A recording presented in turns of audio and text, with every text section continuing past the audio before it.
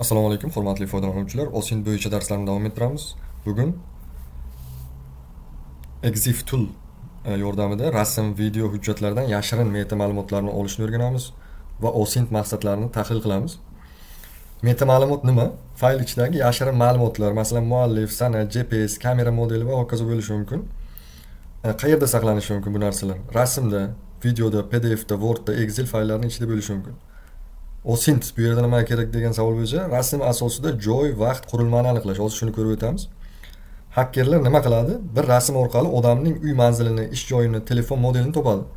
Ba'zilar oldingi darslarni izohda yozyapti. Bu oddiy narsa emas. Ana shu narsalar orqali ma'lumotlarni har bittasini tahlil qiladi. Tushunyapsizmi? Mana shunaqa OSINT deyiladi shuning uchun. Bittasidan chiqmasa bunisidan chiqadi, bunisidan chiqmasa boshqa ma'lumotlar boshqa joydan chiqishi mumkin. Tushunarli? Oddiy narsani yoki ChatGPTdan o'rganib olib, bu oddiy deb izoh yozish ham qanaqadir bir mantiqsiz ko'rinadi. Shuning uchun o'rganishda davom etamiz. Masalan, kimdir sizga selfie jo'natgan yoki sizda xullas rasm tashlagan. Lekin sizda u profilda ma'lumotlari yo'q, lekin rasm turibdi. Shu bo'yicha masalan GPS koordinatalari agar saqlangan bo'lsa ko'rish mumkin. Buning uchun birinchi nima qilamiz? EXIF toolni yuklab olamiz. Buning uchun mana sayti bor, mana exiftool.org. Mana bizda Windows, bizda asosan 64 bit bo'ladi. Shuni yuklab olasiz zip formatda. 32 bit bo'lsa 32 ni yuklab olasiz. Keyin arxivdan chiqarasizda, mana C diskda Windows papka bor-ku. Tushunarlimi? Mana C diskda Windows. Shuni ichida вставить qilasiz va mana exif tool. Tushunarli? Agar mana shu exif tool boshqacha nomlari bo'lsa, masalan -k bo'lsa, shuni o'chirib exif toolni o'zini qoldirasiz. Tushunarli? Nimadir Windows, nimadir .NET shunaqa bir so'raydi. Shubhalanib, dani bo'lsa so'rasizlar. Tushunarli? Endi demak yuklab oldik. Windows papkaga o'rnatdik va biz CMD oynasini ochamiz. Tushunarli? Endi amaliyotga o'tamiz. Exif toolni o'rnatilganini bilishimiz kerak. Uning uchun nima qilamiz? Exif tool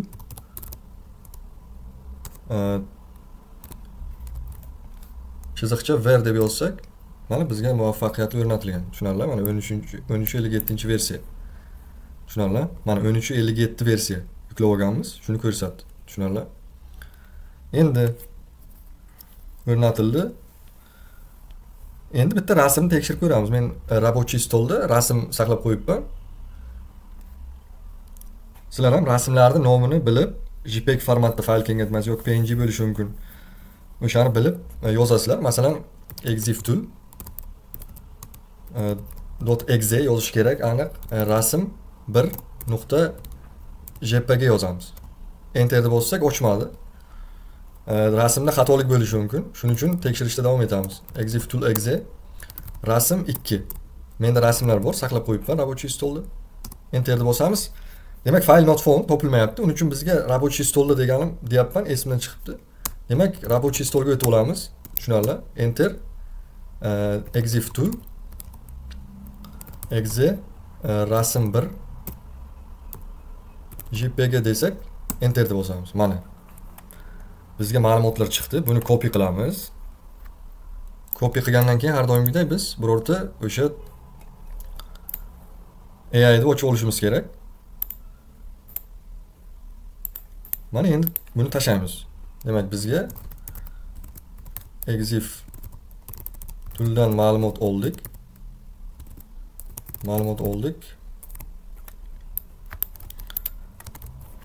Bizga tahlil qil. Ma'lumotlarni tashlaymiz endi. Copy qilamiz. Вставить va enter. Birinchi, demak bizga nima chiqdi? Eng birinchi loyiq narsa bu nom formatning mos kelmasligi. Demak, haqiqiy formati web ekan, mana oldingi formatini ham ko'rsatib beryapti. Google tomonidan ishlab chiqilgan ekan.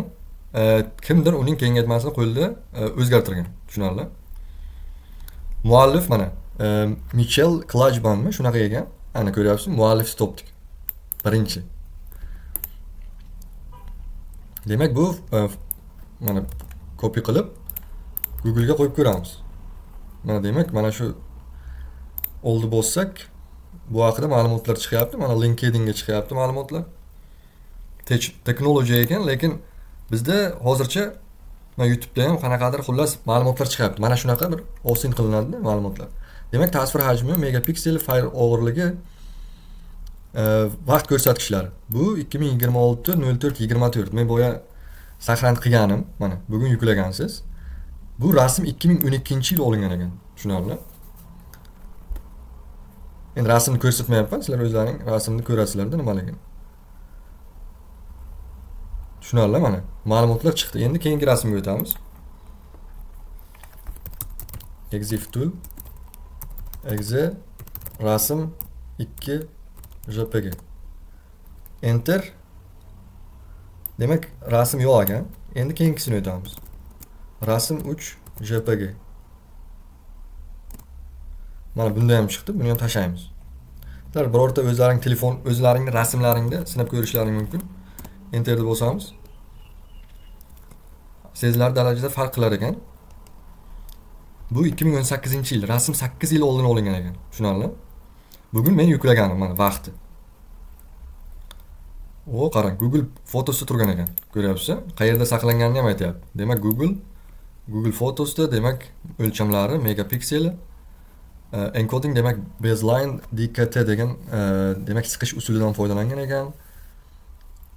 Bu rasm 2018 paydo bo'lgan. Keyingi rasm. Tezroq bo'lish uchun copy qilamiz. Endi rasm 3 JPG qilamiz. Enter. Mana buni ham olamiz.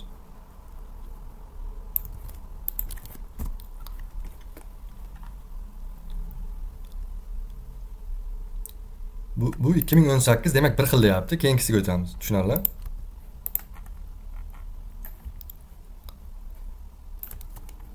Rasm 4 JPG. Enterni bosamiz. Mana ma'lumotlar chiqdi bunga ham. Bunga menimcha ko'p narsa chiqdi menimcha. Rasm 4. Buni tashlaymiz. Mana bu haqiqiy oltin kon deyapti. Bu nima ekan? Demak, qurilma haqida ma'lumot chiqyapti. Olympus, demak 2020, bu 2008-yillarda mashhur bo'lgan ixcham milliy raqamli kamerada olingan ekan. Qarang, serial numbergacha ko'rsatyapti. Software, mana sizga ham OSINT qanaqa bo'ladi. Qarang, 2015-yil olingan. 2015-yil 8-sentyabrda. 11 yillik tarixga ega ekan. Kamera o'sha vaqtda yorug'likni qanday qabul qilganiga qo'yil. Image size, ya'ni o'lchami, megapikseli. Bu rasm haqiqiy fotosurat 2015-yilda Olympus kamerasida olingan. Tushunarli? Keyingi rasmga o'tamiz. Endi biz rasm 6 ga o'tsak kerak, to'g'rimi? Shunaqamidi?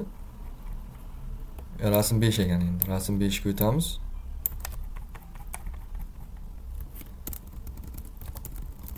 Rasm 5 JPG. Enterni bosamiz, yana ma'lumotlar chiqdi. Buni ham tahlil qilamiz. Rasm 5. Enterni bosamiz. Bizda ma'lumot nimadir bo'ldi. Xullas, amnavit qilamiz. Tahlil qil. Demak, bizga rasm Nikon Coolpix P6000 raqamli kamerasida olingan. Dasturiy ta'minot, qarang, Nikon Transfer. O'lchami, vaqt ko'rsatkichlari 2008-yilda olingan ekan, 22-oktyabrda. Qo'yil. Mana sizga olsin. Joylashuvini aniqladik. Kameradagi GPS funksiyasi bo'lgan va u rasm qayerda olinganini aniq yozib qo'ygan. Koordinatalar. Demak, koordinatani biz endi mapga qo'yamiz. Mapsga kiramiz. Enterni bossak, qani nima bo'ladi? Mana sizga OSINT. Bu qayer ekan? Italiyada, ko'ryapsizmi? Rasm Italiyada olingan ekan. Italiyani qaysidir mana kiramiz. Mana sizga OSINT. Qayerda olingan? Mana shu yerda olingan ekan. Mana to'liq manzil. Arezzo, Provence, Arezzo ekan. Mana tabiat sizga. Mana shu bizda demak maqsadimiz joylashuv edi. Oldik joylashuvni. Tushunarli?